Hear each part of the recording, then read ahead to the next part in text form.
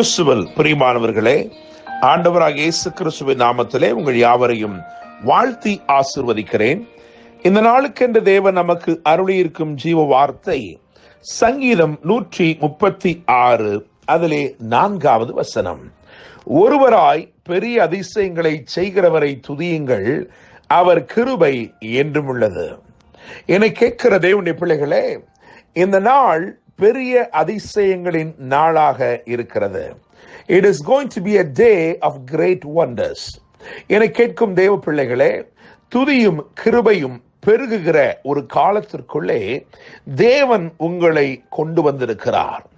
இந்த சங்கீதத்தின் எல்லா வசனங்களிலும் துதியும் கிருபையும் எப்படி காணப்படுகிறதோ அதே போல இந்த நாளின் ஒவ்வொரு நிமிடமும் கர்த்தர் உங்களை தம்முடைய துதியினாலும் கிருபையினாலும் நிச்சயமாய் நிரப்பி நடத்துவார்.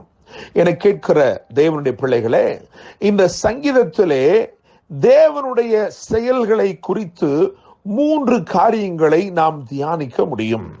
அவைகளையும் அதை தொடர்ந்து 3 காரியங்கள், இஸ்ரவேலின் வாழ்க்கையில் நடந்த 3 காரியங்களையும் நான் தீர்க்க தரிசனமாய் இந்த நாளில் எடுத்துரைக்க விரும்புகிறேன். முதலாவது, தேவனுடைய 3 விதமான செயல்கள். அதாவது 1வது வசனத்தில் இருந்து 9வது வசனம் வரைக்கும் கவனித்து பார்க்கும் பொழுது தேவன் அங்கே சிருஷ்டிப்பவராக வெளிப்படுகிறார், சிருஷ்டிக்கும் தேவன். எனவே இந்த நாளிலே உங்கள் வாழ்க்கையிலே எவைகளை சிருஷ்டிக்க வேண்டுமோ அவைகளை சிருஷ்டிப்பார். அதாவது மகிமையை வெளிப்படுத்துகிற வானங்களை அவர் சிருஷ்டித்தார் என்று எழுதியிருக்கிறது. ஆளுகை செய்யும் பெரிய சுடர்களை சிருஷ்டித்தார் என்று எழுதியிருக்கிறது. எனவே மகிமையும் ஆளுகையும் உண்டாகும் அளவிற்கு, மகிமையும் ஆளுகையும் உங்கள் வாழ்க்கையிலே வெளிப்படும் அளவிற்கு எவைகளை சிருஷ்டிக்க வேண்டுமோ அவைகளை சிருஷ்டிப்பார். 2வதாக 10வது வசனத்தில் இருந்து 20வது வசனம் வரைக்கும் கவனிக்கும் பொழுது அவர் சிறையிருப்பை மாற்றுகிறவர். சிறையிருப்பிலே சிறுமைப்பட்டு கிடந்த இஸ்ரவேலுக்கு தேவன் பெரிய காரியத்தை செய்யும் பொருட்டு அந்த சிறையிருப்பில் இருந்து, இருப்பு காலவாய் என்று அறியப்பட்ட எகிப்திலிருந்து, அவர்களை ஒடுக்கின அந்த எகிப்திலிருந்து, அவர்களை சிறுமைப்படுத்தின எகிப்திலிருந்து அவர்களை கர்த்தர் விடுவித்தார், சிறையிருப்பை மாற்றினார். எனவே இவர் சிருஷ்டிப்பவராக வெளிப்படுகிறார், சிறையிருப்பை மாற்றுகிறவராக வெளிப்படுகிறார். மாத்திரமல்ல, 21வது வசனத்தில் இருந்து 23வது வசனம் வரைக்கும் கவனித்து பார்க்கும் பொழுது சிறப்பான சுதந்திரத்தை அருளுகிறவர். யாக்கோபுக்கு சுதந்திரமாக தந்தார் என்று வேதம் சொல்கிறது. அதை தம்முடைய தாசனாகி இஸ்ரவேலுக்கு சுதந்திரமாகவே தந்தவரை துதியுங்கள், அவர் கிருபை என்றும் உள்ளது என்று 22ஆம் சங்கீதம் 22ஆம் வசனம் சொல்லுகிறது. எனவே நான் நம்புகிறேன் தேவனுடைய பிள்ளைகளே, ஆண்டவர் சிருஷ்டிப்பவராக வெளிப்பட போகிறார், சிறையிருப்பை மாற்றுகிறவராக இன்று அவர் உங்களுக்கு வெளிப்பட போகிறார், சிறப்பான சுதந்திரத்தை உங்களுக்கு அருளுகிறவராக வெளிப்பட போகிறார். அது மாத்திரமல்ல, இஸ்ரவேலை குறித்து சொன்ன 3 காரியங்களை நான் உங்களுக்கு வரிசைப்படுத்த விரும்புகிறேன். 11ஆம் வசனத்தை கவனிக்கும் பொழுது அங்கே அவர்கள் நடுவிலிருந்து இஸ்ரவேலை புறப்பட பண்ணினவரை துதியுங்கள் என்று எழுதியிருக்கிறது.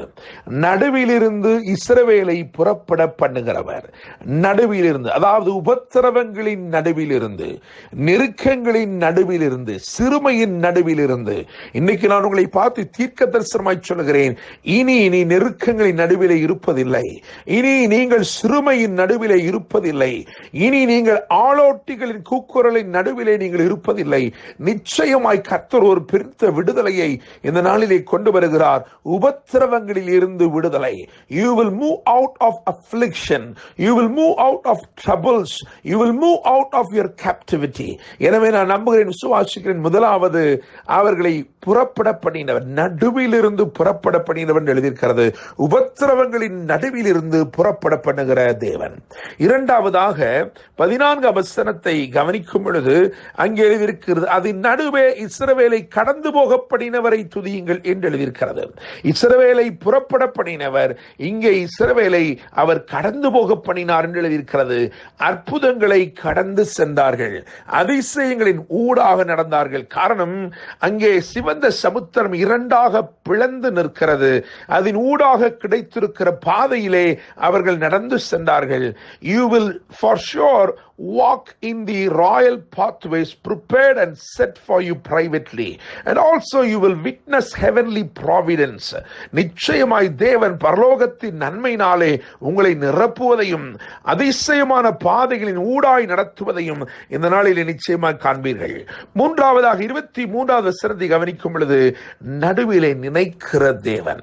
சத்துருக்களின் நடுவிலே இன்று வரைக்கும் பார்க்கும் பொழுது இஸ்ரவேல் என்னும் தேசம் சூழ பகைக்கிற பகைஞருக்கு நடுவிலே பரிபூர்ண நன்மையை பெற்றதாய் அமைந்திருக்கிறது. அதே போல கர்த்தர் உங்கள் வாழ்க்கையும் அலங்கரிக்க விரும்புகிறார். இந்த நாளிலே நிச்சயமாக நான் நம்புகிறேன், விசுவாசிக்கிறேன், உங்களை நினைப்பவர், நம்முடைய தாழ்வில் நம்மை நினைப்பவர், நினைத்து அவர் என்ன செய்தார் தெரியுமா? பிரபலியமான ராஜாக்களின் கரங்களிலே இருப்பதை பறித்து இந்த ஜனத்திற்கு கொடுத்தார். எவைகளை ஆபிரகாமுக்கு வாக்கு பண்ணி இருந்தாரோ, எவைகள் ஆபிரகாம் கால் மிதிக்கப்பட்டு ஆபிரகாமுக்கு சொந்தமாய் இருந்ததோ, எவைகள் பெரிய ராஜாக்களின் கரத்திலே, பிரபலியமான ராஜாக்களின் கரத்திலே பறிக்கப்பட்டு இருந்ததோ, அவைகளை திரும்பமாய் பறித்து நம்முடைய ஜனத்திற்கு அருளினார். என கேட்கிற தேவனுடைய பிள்ளைகளே, அங்கே எழுதியிருக்கிறது 11ஆம் வசனத்திலே நடுவிலிருந்து இஸ்ரவேலை புறப்பட பண்ணினவர், 14ஆம் வசனத்திலே நடுவே கடந்து போக பண்ணினவர், 23ஆம் வசனத்திலே நினைப்பவர். எல்லாருக்கும் நடுவிலே, சத்துருக்களுக்கு நடுவிலே, பகைக்கிறவர்களுக்கு நடுவிலே இந்த ஜனத்தை நினைத்து அவர்கள் பரிபூர்ணமான ஆசீர்வாதங்களை சுதந்திரிக்கும்படி செய்தார். இன்றைக்கு கர்த்தர் நமக்கு கொடுத்த ஜீவ வார்த்தையை நினைத்து பார்ப்போம். சங்கீதம் 136 அதிலே 4, ஒருவராய் பெரிய அதிசயங்களை செய்கிறவரை துதியுங்கள், அவர் கிருபை என்றும் உள்ளது என்று எழுதியிருக்கிறது. கர்த்தர் தாமே பெரிய அதிசயங்களை இந்த நாளிலே செய்து உங்களை ஆசீர்வதித்து வாழ வைப்பாராக. என்றும் அன்புடன் pastor Daniel Moses. God bless you.